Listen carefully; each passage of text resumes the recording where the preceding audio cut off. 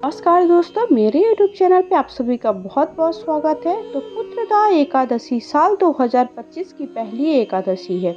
ये एक पौष माह में पड़ती है और एक श्रावण माह में। दोनों ही एकादशी का बहुत ही खास महत्व होता है। तो हमें पुत्रदा एकादशी का पूजन व्रत कैसे करना है, अगर आप संतान की कामना रखते हैं और आप वैवाहिक जीवन चल रहा है लेकिन आपके संतान का योग नहीं है, तो आपको ये व्रत और पूजन अवश्य करना चाहिए। अगर आप संतान की इच्छा रख रहे हैं, बहुत सालों से आप प्रयास कर रहे हैं लेकिन अगर आपको संतान की प्राप्ति नहीं हुई है, तो साल की पहली एकादशी पुत्रदा एकादशी का व्रत अवश्य करें, ताकि आपको श्री हरि का और माता लक्ष्मी का आशीर्वाद प्राप्त हो सके और आपके घर में एक नन्हे मेहमान का आगमन हो सके।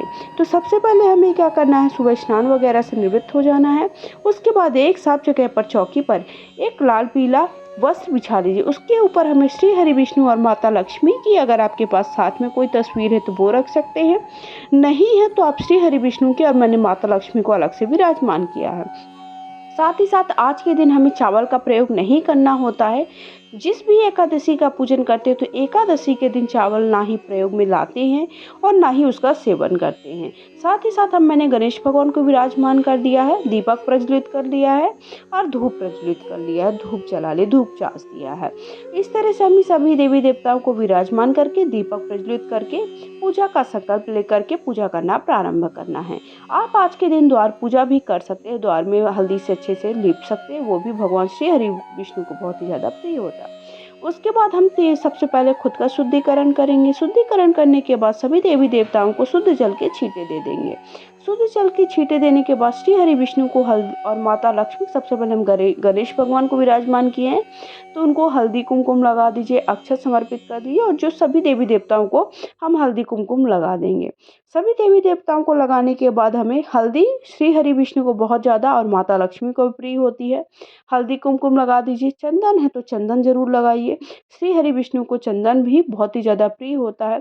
फोटो या तस्वीर में जितने भगवान हैं उनको भी आप उनका पूजन कर लीजिए। अगर आपके पास लड्डू गोपाल है तो आज के दिन आप लड्डू गोपाल को भी शुद्ध जल से, गंगा जल से, दूध दही से स्नान करें, मालिश करें उनका, क्योंकि जो हमारा ठंडी का महीना चल रहा है तो उनका अच्छे से स्नान वगैरह करके, उनको अच्छे से मालिश करके, गर्म तेल से, गर्म जल से स्नान करा के उनको अच्छे से विधि विधान से उनको तैयार भी कर सकते हैं, श्रृंगार भी उनका कर सकते हैं। फिर उसके बाद मैंने देखिए सभी देवी देवताओं का पूजन कर दिया। जो मैंने दीपक चासा था, दीपक का भी पूजन कर दिया। उसके बाद सभी को तिल समर्पित कर दिए। तो आप काले या सफ़ेद दोनों तिलों का प्रयोग कर सकते हैं, लेकिन आपको चावल का प्रयोग नहीं। उसके बाद जो भी आपके पास फूल है वो फूल चढ़ा दीजिए। लाल फूल है तो माता लक्ष्मी को लाल फूल चढ़ा दीजिए और पीले फूल श्री हरि विष्णु को चढ़ा दीजिए। नहीं है तो जो भी आपके पास आसानी से फूल मिल जाए वो फूल आप चढ़ा सकते हैं, नहीं है तो बिना फूल के भी आप पूजन कर सकते हैं। श्री हरि विष्णु का पूजन करने के बाद गणेश भगवान को दुर्वा मिल जाए तो दुर्वा चढ़ा दीजिए। तो इस तरह से हमें देखिए विधि विधान से पूजन करना होता है। जैसे आप हर कि कोई भी पूजा व्रत त्योहार करते हैं वैसे ही करना होता है, लेकिन थोड़ा थोड़ा नियम अलग होते हैं। किसी भगवान को कोई चीज़ पसंद होती है, कोई चीज़ नहीं चढ़ाई जाती है। जैसे कि गणेश भगवान को हम तुलसी नहीं चढ़ाते, लेकिन श्री हरि विष्णु को तुलसी चढ़ाते हैं। उसके बाद देखिए इस तरह से वस्त्र के भाव से कलावा चढ़ा दीजिए। अगर आपके पास कलावा मिल है तो कलावा श्री हरि विष्णु को चढ़ा दी, मैंने चुनरी चढ़ा दी है।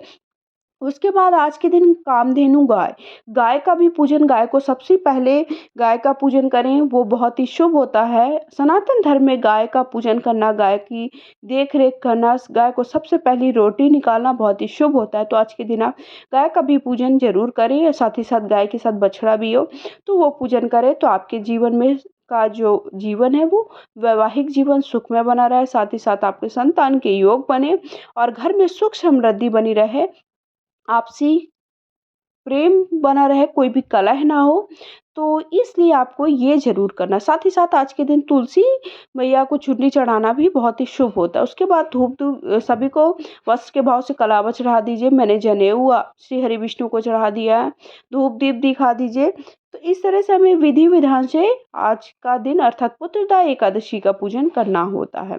उसके बाद जो भी आपके पास मीठे में भोग है, आप चाहे तो ड्राई फ्रूट्स का भी भोग लगा सकते हैं, हलवा वगैरह भी घर में बनाकर खीर का भी भोग लगा सकते हैं, लेकिन खीर चावल की नहीं होनी चाहिए।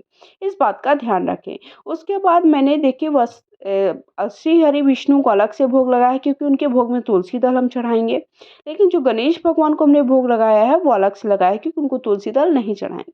उसी प्रकार जो भी मौसमी फल हैं आपके घर पे आसानी से मिल जाए, वो मौसमी फल चढ़ा दीजिए। और आपको इसके बाद हवन अगर आप करना चाहें तो हवन की 3 से 5 आहुतियाँ अवश्य चढ़ा करिए। नहीं कर पा रहे हैं तो कोई बात नहीं, आप इसे स्किप भी कर सकते हैं। तो मैंने घी गुड़ से हवन कर दिया है, तो हवन सबसे पहले जला दिया है कपूर की हेल्प सहायता से। उसके बाद देखिए इस तरह से 3 बार जल घुमा दिया, हल्दी कुमकुम से उनका पूजन कर दिया है अग्नि देवता को। अग्नि देवता का पूजन करने के बाद हम घी और गुड़ से हवन कर देंगे। तो इस तरह से हमें बहुत ही आसानी से, बहुत ही ये मार्केट में आसानी से ये उपले, गाय के उपले के छोटे-छोटे मिलते हैं। इससे आप आसानी से हवन कर सकते हैं। बहुत ही कम जगह भी लेता है और आसानी से हम काम भी कर लेते हैं। तो इस तरह से हमें हवन करने के बाद 3 बार जल घुमा देना है। 3 बार जल घुमाने के बाद हमें क्या करना है, पुत्रदा एकादशी की कथा पढ़ लेनी है। तो कथा की अगर आपके पास किताब है तो अच्छी बात है, नहीं तो आपको कथा का वीडियो मेरे चैनल पे मिल जाएगा। हाथ में थोड़ा-सा तिल ले लीजिए, पुष्प ले लीजिए और एकादशी की कथा पढ़ लीजिए। पढ़ने और सुनने से जो भी आपके संतान की प्राप्ति के लिए आप अगर प्रयास कर रहे हैं तो वो पूरा होता है, साथ ही साथ आपके घर में सुख शांति बनी रहती है। 1 लोटे में जल रख दीजिए, उसमें 1 तुलसी दल डाल दीजिए। उसके बाद इस हमें जल को सूर्य भगवान को अर्घ दे देना होता है। अगर आप शाम के वक़्त पूजा कर रहे हैं तो आपको चंद्र भगवान को अर्घ दे देना है। तो इस तरह से हमें धूप, फिर अंत में हम धूप की ही मदद से आरती कर देंगे। पूजा में जो भी भूल-चूक हुई है सभी देवी-देवताओं से हमें प्रार्थना कर लेना है, क्षमा याचना कर लेना है और साथ ही साथ जो भी आपके पास यथासंभव दक्षिणा है वो दक्षिणा समर्पित कर दीजिए। वो किसी भी कन्या को आप दे सकते हैं या फिर किसी, देखिए आपने बहुत ज़्यादा रखी है तो आप किसी ब्राह्मण को दे दें, और अगर आप कम मात्रा में रखी तो किसी भी आप कन्या को दे दीजिए। तो इस तरह से हमें पुत्रदा एकादशी का पूजन करना है। तो साल 2025 की पहली एकादशी पुत्रदा एकादशी, जो कि 10 जनवरी को पड़ रही है, शुक्रवार है। 10 जनवरी को आपको व्रत रखना है और 11 जनवरी को व्रत का पारण करना है। तो व्रत का पारण कैसे करना है उसका वीडियो अलग से अब मैं शेयर कर दूँ। उसके बाद हमें पूजा के बाद 3 बार जल घुमा देना है और इस तरह से पूजा करनी है। बोलिए हर हर महादेव।